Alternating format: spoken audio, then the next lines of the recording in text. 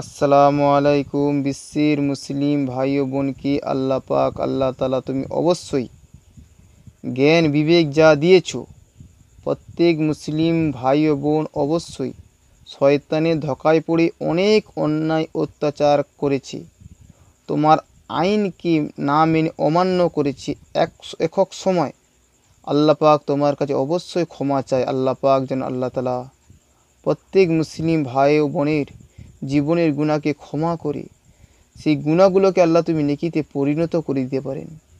তোমার কাছে দয়াশীল, তোমার কাছে ক্ষমাশীল, তুমি অন্তর্জামিন। প্রত্যেক মুসলিম ভাই ও বোনকে তাদের মনের আশা তোমাকে না দেখি, তোমাকে না বুঝি তোমার প্রতি বিশ্বাস রয়েছে, তা প্রত্যেক মুসলিম ভাই ও বোনকে আল্লাহ পাক তোমার রহমতের বরকতের জান্নাতে থাকা তুমি তৌফিক নাজিল দান করুক। আমিন।